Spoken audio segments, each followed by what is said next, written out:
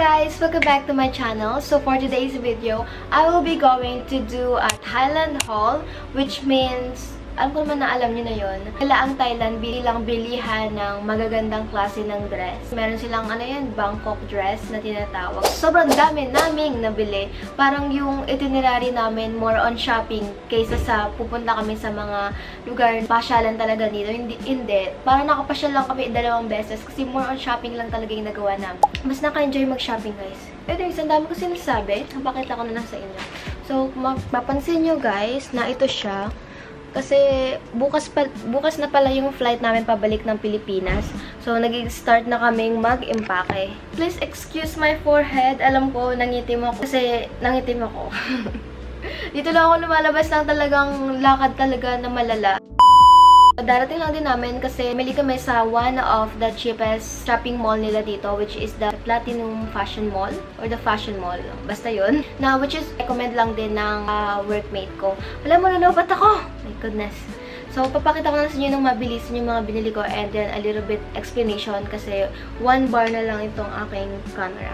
First thing that we bought, pero hindi siya sa Platinum, sa Chatuchak Market. Ang Chatuchak Market kasi is open lang siya, yung lahat ng store open lang siya from Friday to Sunday. And nag-arrive kami here in Thailand nung Sunday and uuwi kami tomorrow morning ng Friday. So, sabi namin, pagdating pa lang namin dito, hindi pwedeng hindi natin mapuntahan ng Chatuchak Market. Kasi nga, yun yung pinakamalaki nilang parang divisoria. Nabili namin tong mga pagkain. So, this is their seaweed. Na-recommend siya ng tito ko kasi sabi niya, first try daw niya is talagang addict siya. Sarap na sarap siya. And na-try din naman namin, masarap siya. Pero ako, mas gusto ko pa rin yung Korean seaweeds. For me lang ha. So, ito siya. And I think, nabili namin siya 75 baht for this. Then, this is one of my favorite talaga. This is the mango sticky rice na para siyang chichirya. Chichirya talaga. Na crackers. Parang ganun. Pero kalasa-lasa niya talaga yung mango sticky rice. Kasi habang bumibili kami, ang dami nilang pinapa-taste test sa amin. So, busog na busog. Tapos hanggang sa naaano kami na, hala, sarap. Gusto naman. Ang naisip ko kasi every time na itatry ko yung isang product, hala, magugustuhan to ni na mama, hala, magugustuhan to ni na tita, hala, magugustuhan to ni lola. Sige, kuha na tayo. O, yun. Kumuha kami. Pero mahal siya, guys. And I think dito kami pinaka-nabudol kasi 340 baht siya. And nakikita namin sa ibang shop na napuntahan namin. Kasi napunta kami sa ibang place. Ay, 300 lang pala siya. So, nalugi kami 40 baht. Oh, and then, meron siya iba't ibang flavor, guys. May durian. Durian lang naalala ko. And strawberry. So, kumuha din ako ng strawberry kasi ito yung pinaka-favorite ko talaga. Then, ito favorite to ni mama. Pero sana okay pa siya. Pag-itsura niya, guys. Tama rin siya na mahalang. Super na humaling ako din eh. Ginagamit ko ang isa nito eh. So, ito ay para siyang abaka. Hindi siya abaka eh. Thailand. Hindi ko na ma-explain. Basta ito siya. Guys, yan. For purse siya. Ano lang naman. Sa ano siya? 100 baht? 60 baht ang isa? Basta ano siya. Pag bumili ka ng 5, may free na isa. Meron siya ganyang iba't ibang color.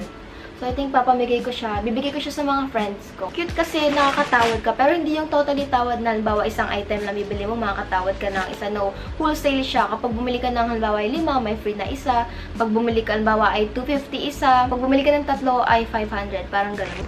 Guys, nalobat yung camera ko. Then, tutuloy ko na to kasi wala na akong time. Gusto kong gawin to kasi para ma-share ko din sa inyo yung mga nabili ko. Then, magkaroon kayo ng ideas kung magkano ba yung mga product. Pag once na pumunta kayo dito sa Thailand. Basta madami pa kakikita sa inyo pero ang content natin is haul. Kaya ituloy na natin to. By the way, kasabay pala nito is nagbili ako ng tote bag. I-show ko na lang sa inyo yung picture here kasi ito yung ginamit ko habang nag-uuli kami around here in Bangkok. Hindi ko siya nadala kasi nasa kabilang room siya. 2 hotel kasi yung nakuha namin kasi our plan is kasama yung lolo't lola ko, which is mga tatay ni na tita ko na kasama ko ngayon. Kaso, nagka-problema sa pag-apply ng passport nila, kaya hindi sila natuloy. Kaya, sayang naman kung di namin kinuha tong hotel, kaya kinuha namin pareho. Oh, this one. So, hair color kasi yung hair ko, and super nagdadry yung hair ko sa tubig nila. Hindi ko alam kung bakit. And maybe sa weather din, kaya bumili ako sa 7-Eleven nitong Intense Keratin Repair nila. Awan ko kung meron nito sa Pilipinas, pero ang ganda nito. As in, ang ganda nito. Mas maganda pa siya sa, itong pinakamagandang conditioner na gamit ko. And I think yun din sinasabi ng tita ko. Kasi unang apply mo pa lang sa kanya, lambot na talaga ng buhok mo. You don't need to, to batad-batad it. Okay, next. Babalik ko sa plastic kasi mahirapan ako mag-ayos. So, alam niyo ba, sikat sa Thailand, yung mga pang-singot-singot na panghilo, pangsakit ng ulo. So, bumili kami nito, isang box. Saan ko na siya? Pero hati kami ng tita ko kasi madami itong laman. So, ipapamigay ko lang siya sa mga kaibigan kong maliluhit at kay mama. Pag masakit ang ulo, pwede siya sa ganan. Basta inhaler siya din eh. Tapos sa kabila is oil. Yung ipapahid niyo sa ulo niyo. Pag masakit yung ulo niyo, ganan-ganan lang. Tapos hilot-hilot. Tapos pag nahihilo kayo sa biyahe, amoy na amoy ko nga siya kahit close pa siya. Ang bango. Next is, ito yung nabili namin sa Wat Arun Temple na pinuntahan namin. By the way, I really love their traditional Thai dress ba tawag sa ganun. So, I'm gonna show you some pictures of mine here. Ito rin yung Wat Arun. Wala, ang ganda ng dress nila. So, must try din talaga siya para masabi mo na, ay, nag-Thailand ako. Diba? So, nabili ako doon. Mura yung keychain nila. Nabili ako ng ganitong keychain. Kakaunti lang yung magagandang design. Ito lang yung pinaka nagustuhan kong design. Ganan. And then, nagbili ako ng ref magnet. Kasi hindi pwedeng mawala ang ref magnet. Yan. So, 4 lang siya. So, sa piling mga kaibigan lang. Hindi, sa bahay yung isa. Meron kasi mga tao na hindi nila na-appreciate yung keychain at saka ref magnet. So, ang pagbibigyan na natin is yung mga taong marunong maka-appreciate. May hugot. Charot. Kasi next, nagbili kami ng candy para sa mga bata. Kasi naghahanap ako ng halal. Gladly naman, lahat ng item nila is halal naman. Pero bila ako ng sikat nilang Yakult. Yakult? Yogurt pala to. Akala ko Yakult na candy. Pero sabi ng tito ko, natry daw niya to at sobrang sarap daw nito. Then, so, alam niyo guys, sa Thailand, they're really a fruit lover. Masasabi ko yun kasi kada labas mo, may kita mo ang hilig na sa orange juice, pineapple juice, watermelon juice, buko juice. Ganun yung titinda nila. Tapos yung mga prutas na tuhog-tuhog na talagang papapakin mo. Ganun, mahilig sila sa prutas. Kaya meron silang tuntong candy, prutas na candy. Ang pinaka-ayaw ko lang sa kanila, sa mga binibenta nila ay durian. Kasi hindi po ako mahilig sa durian. Hilig ako ng Wiggles. Alam niyo ba, nung bata ako, sobrang hilig ko sa Wiggles. Kaso namamahalan ako. Yung isang ng Wiggles, yung nabibili na sa tig 7 pesos na Wiggles. Tapos ang laman lang ata ay 5. May kakaiba yung Wiggles nila kasi bilog. Yung sa atin, di ba, pahaba yung Wiggles natin. Pero tatry natin kung pareho siya ng lasa. And meron siya iba't ibang flavor. Kaso, feel ko, hindi nila magugustuhan yung strawberry and... Ay, sayang, merong ube. Sayang. Pero okay lang. Chocolate na lang binili ko. Ayan. Ito yung as chocolate. Next, sobrang dami. Feel ko aabot to ng ilang minute. Nagbili rin ako nitong shorts, which is I'm gonna give it to someone. And this, ang ganda nito. Ewan ko lang kung makakabili kayo ng ganitong klaseng short, guys. Charot, hindi pa ako nakita ng ganitong klaseng short, pero mura na siya. 200 pesos? Ay, 200 baht? 200 baht or 200 to 250 baht ata nabili ko nito. Ang ganda ng tela niya. Pang Pilipinas talaga. So, this is the for kids naman to, guys. Sa baby girl ko, sa my favoritism. I mean, sa aking baby girl na, hindi ko yun anak, kapatid ko. Sa kapatid ko, mahilig yun sa dress eh.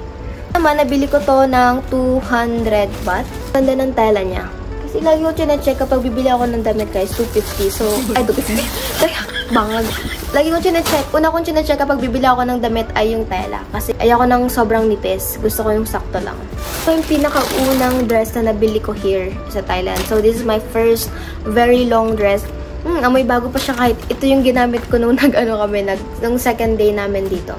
Ganito siya. Yan. Di ba, parang ordinary lang siya. Pero, yung baba niya, mas pang cute baba niya. Show ko na lang yung picture here. Ginamit ko siya sa papuntang nung first day namin na nag-Grand Palace. Pero hindi kami nakapasok. Ito yan. Next na mapapakita ko sa inyo is bili namin sa The Platinum Fashion Mall. Sobrang mumura nila dun.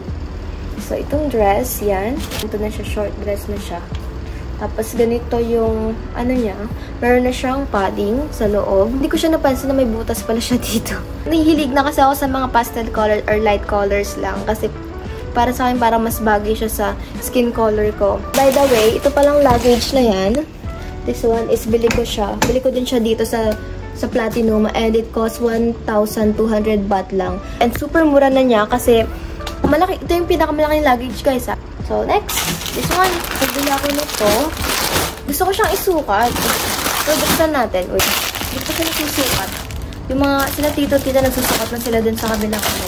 Nag-upgrade muna ako ng luggage sa Cebu. Malaki siya, guys. Oversize siya. Ang laki nga niya sa akin. Ito kasi dun sa mannequin. Naka-tuck-in siya. So, nagustuhan ko yung short. Ang ganda ng tela ng short. And super mura na siya sa set, ha.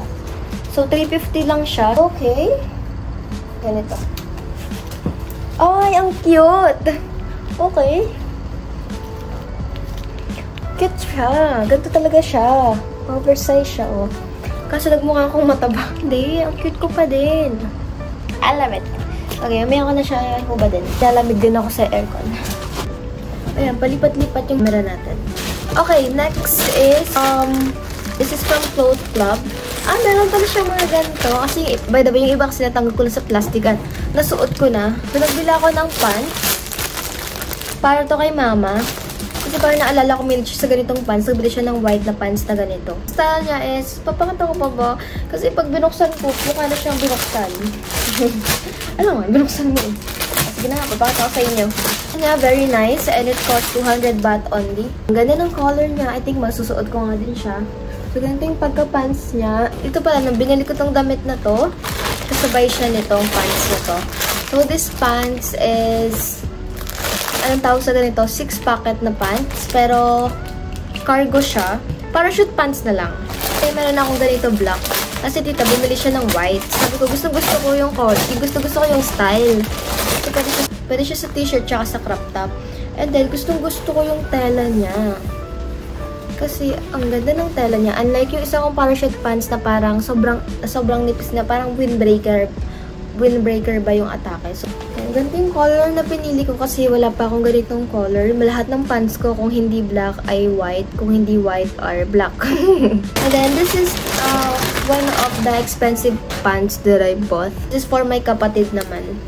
Sumunod sa akin. Yan. This is 6 packets cargo pants. Packets cargo pa. Hindi ko alam kung same lang yun, guys. Nabili ako ng shirt.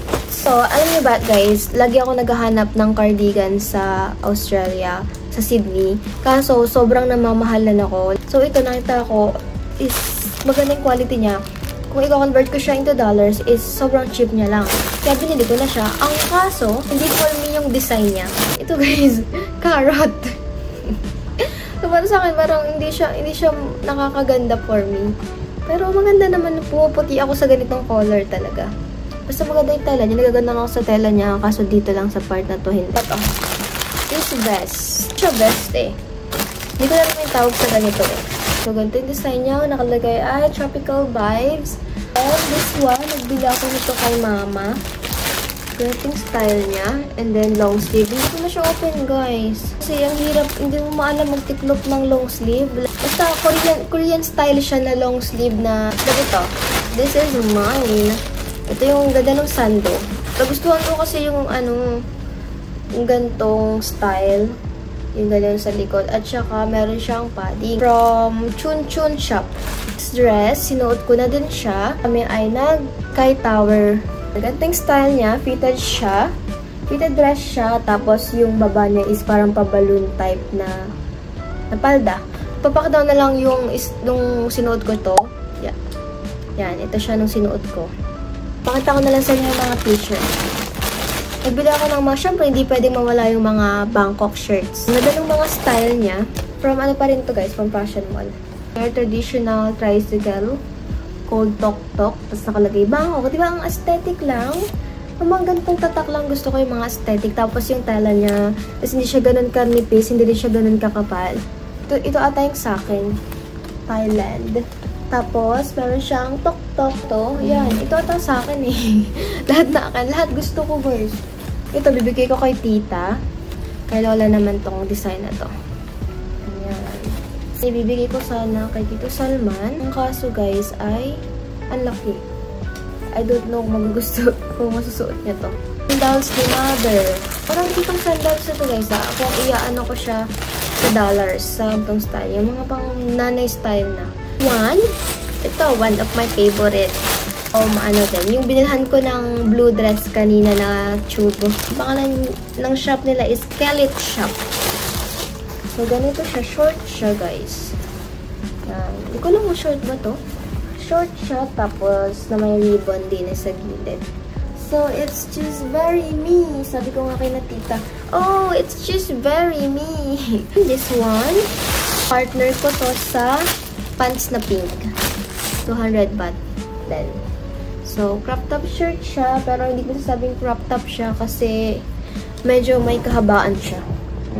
It's so cute. Look at that dog. It looks like my Jella. Last one, mga kapatid kong bunsong kapatid. Bili ako nitong set. Set na damit na pantulog. Ang kaso ay short siya. Hindi pwede ng short yung... Oo nga pala, nakalimutan ko. Hindi mag-leggings na lang siya tapos shorts. Yeah, I forgot. I'm sorry. It's for Abdullah. Ganon. Naman sa bunso kong kapatid. Kasi mahilig din yun sa dinosaurs. Dinosaur sa animal. Mahilig yun sa animals. Sobrang dami guys ka mabibili. And I think naubos nga yung pera namin sa pag-shopping lang. Careful sa mga scammers, pickpocket. Kasi yung tita ko nawalan siya ng 500 pesos. Kahit nasa hotel kayo. Kasi sa hotel siya nawalan. Di ba bang masishare ko sa inyo? Ang dami ko nang nai-imagine na content na gagawin ko here in Thailand. Kaso, sobrang, kapag lalabas na ako ng hotel, talagang tatamadin ka mag-video kasi sobrang init. Guys, thank you so much for watching. And wala akong maisip na content, lalo na sa Pilipinas. So, kung meron man kayong content na gusto nyong ipagawa sa akin, comment nyo lang yan down below. And tatry ko siyang gawin sa abot na aking makakaya. And yun lang guys, thank you so much for watching. I hope you like this video. Please like, share, comment, subscribe, whatever you want to do. Yun lang. Thank you so much. Bye-bye. See you, Philippines. Ano nga tawag dun? See you tomorrow, See you tomorrow, Philippines.